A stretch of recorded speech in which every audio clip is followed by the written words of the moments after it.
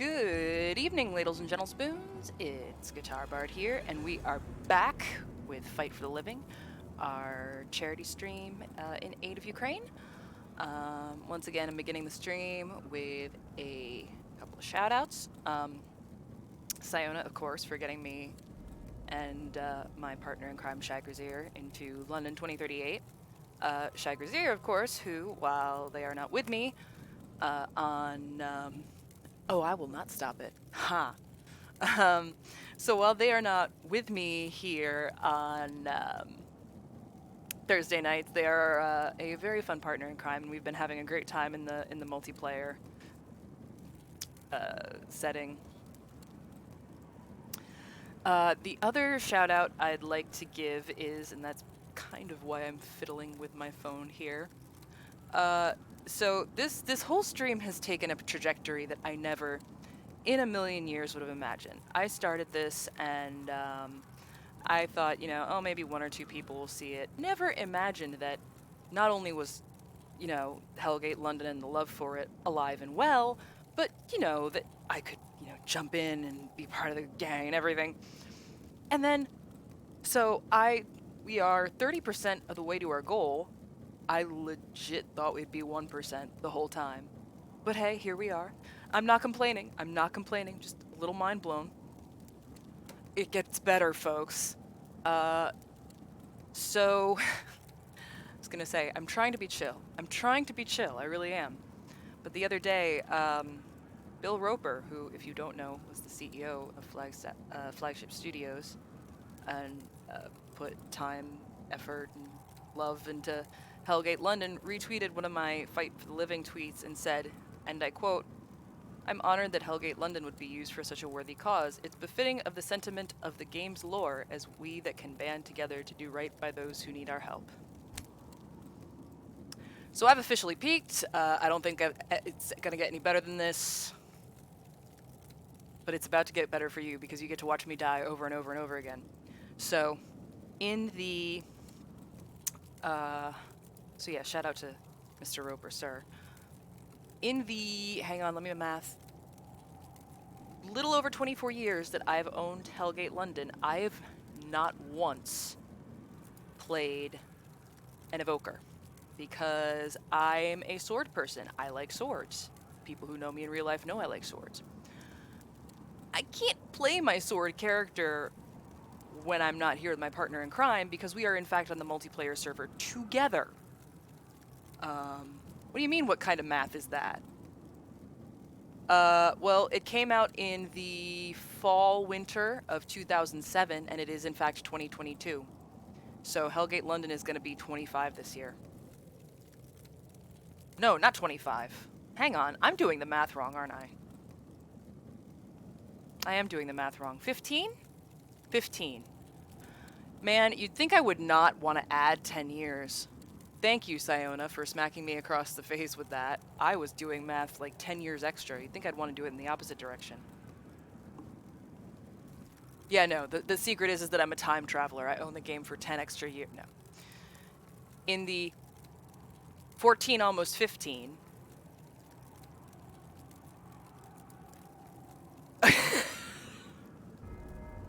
Last year felt like 10 years extra, so it's okay. You're not wrong. You are not wrong. So in the 14, almost 15 years that I've had Hellgate, I only ever played Blade Master, but if I were to play my Blade Master on the multiplayer server, Shag Grazier would have to catch up. So I'm going to do something that I have never done before, and I'm going to get my butt handed to me. Well, good and proper. You'll die, that's not even a question, but you'll take the room with you. That's fair. That's fair. I'm cool with that. I mean, I knew I was gonna die. Like, let's be real. I'm not the greatest gamer. I have a lot of fun. I'm not very good at it. But I'm enjoying myself, and that's what counts. So I'm well aware that these demons are gonna look, I've watched the introduction, okay? I saw what happened to that evoker, and I still chose the evoker. Here for a good time, not a long time, yep. Oh, right hand attack, left hand attack, right hand attack, left hand attack. Okay, okay. I like this mouse button functionality. Okay, that's interesting because usually when I attack with my Blade Master, I usually click once and attack with both swords. Now I'm gonna have to try clicking right and left. Assign both to one click and a spell of your choice to the other click. Can I do that? Oh, yes. Use all weapons, use left weapon, use right weapon. Yes, yes, yes, yes, yes, yes, yes, yes. I see. I see. Oh, I've literally been playing this game that long and I didn't know that those were the left and right. Mother clucker.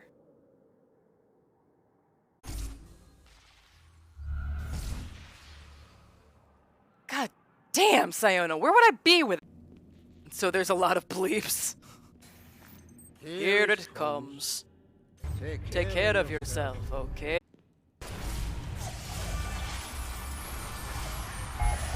Ah! Are you friggin' kidding me? I mean, I knew I was gonna die, but whoa. Oh no, there's another one right there. Okay, keep moving, keep moving, keep moving, moving's good, moving's good, moving's good. Okay. It's cool, I just gotta play it like all the other RPGs that I usually am good at tanking with, and now I'm a glass cannon, so I gotta do the zigzag. It's fine, everything's fine, everything is fine. Yes! Okay, we might be getting the hang of this a little bit. Maybe a little. Keep moving, keep moving, keep moving!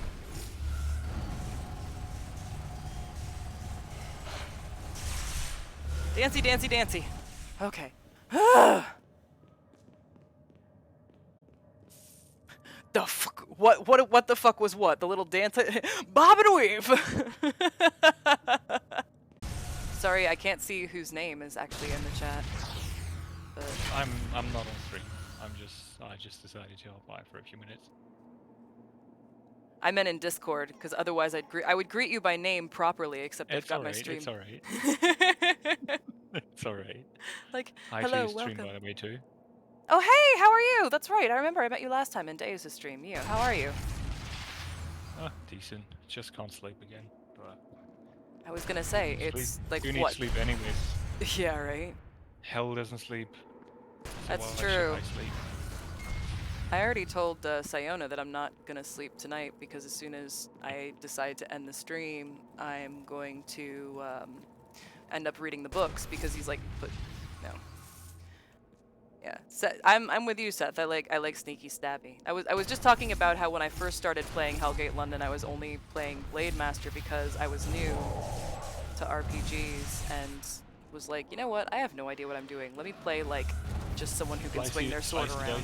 Yep, slicey dicey. Eventually I worked my way up to like DPS, rogue, something that required strategy. And only later did I finally get brave enough to play the spellcaster equivalent. Oh, and so you're now, playing Evokers yeah, I'm playing Evoker for the very first time, and thank God Siona is essentially walking me through it. Blade Master based easy win class, come on Siona. Higher, aim higher. Slightly better aim.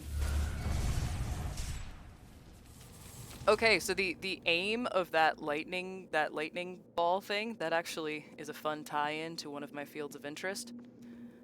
Which sounds weird, but hear me out. So, I'm really big into game-based learning, and there's like what you can learn from video games, and not like just specifically educational video games, but any video game. Even ones that weren't designed to necessarily teach you anything. There's a researcher, James Paul Gee, I have his book, What We Can Learn from Video Games, and he goes through like different learning principles that you can find in games. And one of them is called the tacit learning principle, where you learn without realizing that you're learning something. So for example, I don't know if you ride a bike, but if you ride a bike, one example is by having the ability to ride a bike, you actually technically know physics because you know how to, balance and keep the momentum. You're basically exercising physics concepts as you ride the bike. Fall flat. Yeah, exactly. So, similarly, if you're playing a video game where you're firing constantly and you're not hitting anything because you're aiming directly at the target, you then learn how to lead. So you fire ahead of the target so it intercepts. That is also a physics concept. It's, momentum, interception, that sort of thing. Could you write the formula down? Maybe not. But the fact... But you understand the principle behind it. Exactly. So similarly, in this case, of me trying to figure out the correct angle for the best arc, once I figure that out, I will have also learned a physics concept. I will not be able to write the formula, but I have at least a basic grasp of the understanding. So, fun shit. Of course, you know that like some like edgy teenager be like, I should be able to play shooting games, Mom. I'm learning physics. Because teen's gonna teen. I should know. I used to be one. I think the longest I've ever gamed at once was approximately 8 hours. I was having a bad day. Well, no. So what it was is, so the story behind it was that there was a game. Ironically, it was also a hell-based game. Dante's Inferno had just come out, and I think at the time it was, and I think it still is. It was an Xbox 360 exclusive. And I didn't own an Xbox, so because my parents were like, you are not allowed to have consoles. And this was, I was a minor at the time, I think. So it wasn't like I could just go out And buy yeah, one. buy one. And so what I did was I asked them, and I guess I wasn't clear enough, I basically asked if I could get Dante's Inferno and play it, and I set a goal for myself that if I could prove that if I only gamed for like an hour a day and I could prove that I wasn't addicted, that I could get it. And they're like, yeah, sure.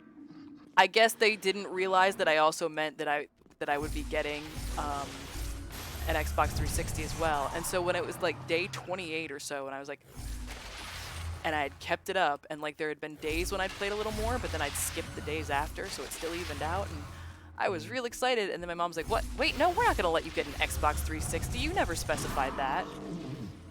And I completely, totally regressed, booted up Dragon Age Origins, and just sat there for 8 hours. Like, nope.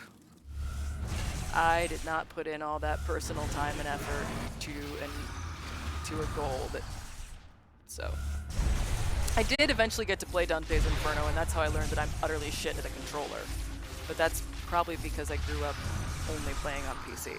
So, I was gonna say, if the demons of hell want to, that's what I love about the Kabbalist. It's like, oh, the demons of hell are gonna fight us with XYZ. Let's just take note of this information and turn it right back on their asses. Demon throws some poison ass shit on your face. Okay, so you want to play this game? Interesting. Yeah, right? Throwing Swarm with 500% minion damage. You go fuck yourself in that corner there, okay? Thank you. Oh no, you want to burn my ass? Okay, how about the hellfire right back at you? Damn it, barbecue was nasty last night. Oh, man. It's like, we didn't come to play. Sit the fuck down. Are you in some sort of station? I'm not. I am fighting Big Ben and losing badly. No! How? Hang on. Nope, I can do this. I can do this. Come on, run. I take it you're in. Let's go. Shit.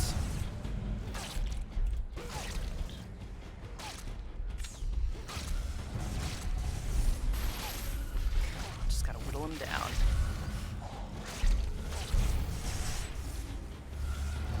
Did I get him?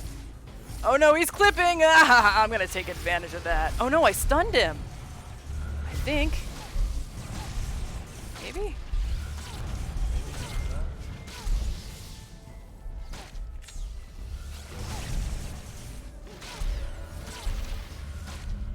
I got this. I can do this.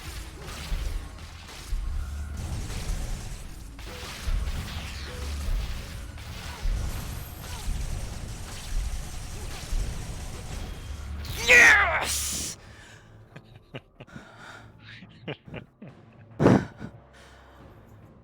Fuck yeah.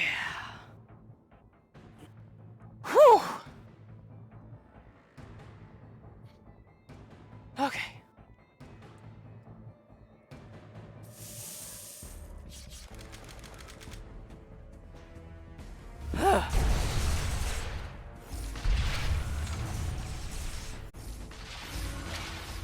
That's gonna be a fun replay to watch. Ugh. That's another thing that I appreciate about this game. So back to my earlier game-based learning principles. There's another principle called the regime of competence. Now, the regime of competence is that kind of happy middle ground where the game is not so easy that you get bored and abandon it, but it's also not so difficult that you get frustrated and rage quit. That middle area then is the regime of competence. Oh no. No, never mind, sorry. I just saw someone running around here in... where am I? Covent Garden. Oh no, I'm not there yet. I'm still in the sewers. Sorry, please carry on.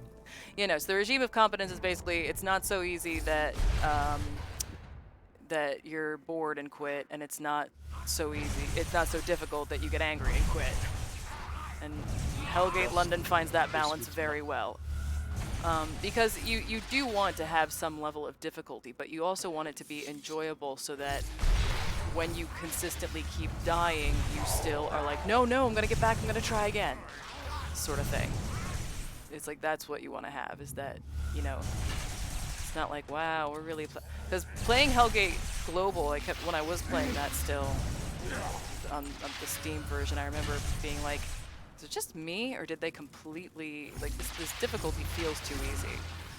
And of course, then I started playing the London 28 server. I'm like, this is the actual authentic Hellgate London experience. Okay, there we go. Because, you know, it was actually difficult, and I was challenged, and, you know, that... Like, in order for a game, in my opinion, to really be fun, there still has to be some level of difficulty. Yeah. Most definitely. Hello. Is that you? I have business opportunity. Good business, do you? Okay. Is first of things this.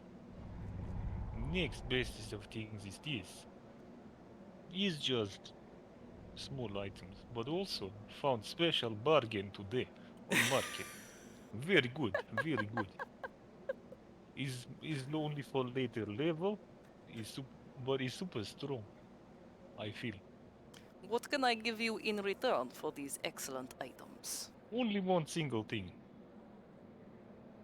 Only one single thing necessary. And that Just thank you. Just say thank you. So good. Thank you. I greatly appreciate the gift. You are too kind to me. I thank you greatly. Seriously, though, thank you. I appreciate it. It's all good. What? Yo, what are those that you're holding? Whoa, I forgot item. Have forgotten one item. Give second, please. What are you holding? They're beautiful. I thank you greatly. I should stop. It's great. I should stop this. It's funny, though. I like it. Nah. Okay, so right down in here, besides Ravagers... There's great adventure. Well, yes. But there's also... Let's see, what side am I on? In real life, as of 2009, there was a little pasty shop right here where you can buy like a can of soda and a pasty for a $5, and then you can go up on the curb and watch the street performers. Hey. It's literally right in and among this place right here. There's a little pasty shop. So that was Zio, everybody. They're a very awesome person, clearly, as the stream has displayed. And now I have no one to talk to but myself, but that's okay.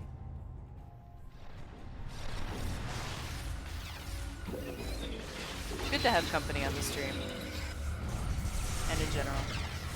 Yeah, I love the Hellgate community. Everyone I've met so far in London 28 has just been so lovely, so kind, so just amazing people. So it just goes to show that when you've got a really good game and a game that people are passionate about, you have the ability to also build a really strong, really amazing community around it of really good people who put a lot of time, effort, work, care, and that really speaks to Hellgate London itself. It speaks not just to the passion of it, because there are plenty of games where people are quote unquote passionate about them, but you know, the fandoms are, I'm trying to figure out how to say it politely, but the gaming communities that surround them aren't necessarily as kind and, you know, friendly, and that's not the case with Hellgate London from what I've seen. It's, you know, it's not just the game that's wonderful, it's the community that surrounds it is wonderful, and that speaks to the game itself, it speaks to the developers, it speaks to, you know, the time, effort, passion that was put in the game that people then pick up on and embrace, you know, in and of themselves. So yeah, good games, and not just good games, but you know, games that were clearly made with a lot of love and, you know, were created by good people. They build good communities around them, and they draw good people to them.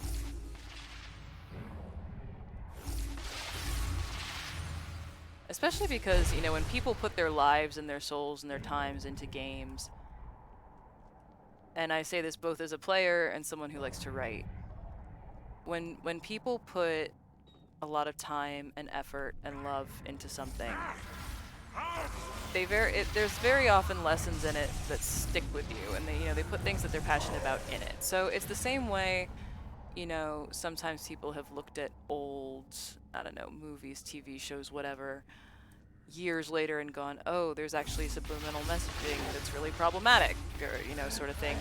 It can work the opposite way. You know, shows that like think good subliminal messages in a way, or like themes that, you know, are really important. Like the theme in Hellgate London. You know, you've got the last of humanity standing together against what seems like impossible odds. But they're still trying. They're not fighting each other. They're not arguing about, you know, just random. They're not, you know, they're not trying to sabotage each other. Am I a little bitter about the state of the world around me? Yes, I really am. That is absolutely where part of this rant is coming from. Because, you know,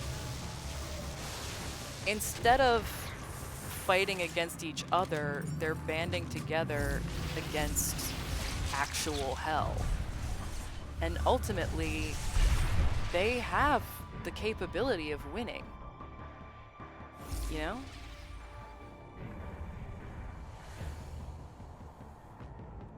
And that is a very strong, very powerful message. That, you know, if people actually stop fighting each other for a change, or attacking each other for no reason, nudge nudge, wink wink, that maybe, just Bergen maybe, we could achieve the impossible. That rant went a lot of places, but that's okay. But like, even this game, if you take away the fight part, so, you know, the phrase is remember the dead, fight for the living.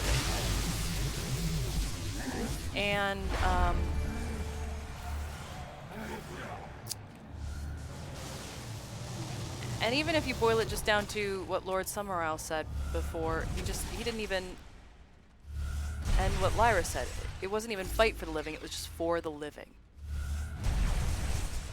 And that, just those three words in and of themselves, when you break it down, and this is probably the lit major in me talking, you know, everything they do, every move they make, every fight they have against these demons, it's for the living. And it's for the people who came before, or it's the people who will come later. You know, it's the world that we leave behind. The concept of leaving the world a better place than we entered it. That got really philosophical really quickly.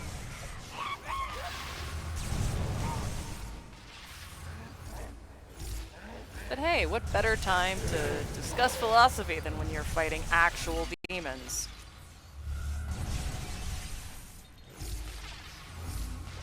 Something, something, fighting inner demons, something. Thank you, for those of you who stopped by, for joining me today. For those of you who then come back later and watch the replay, I hope you enjoyed watching me get completely steamrolled as an evoker. I did get the hang of it. I did get the hang of it at the end there.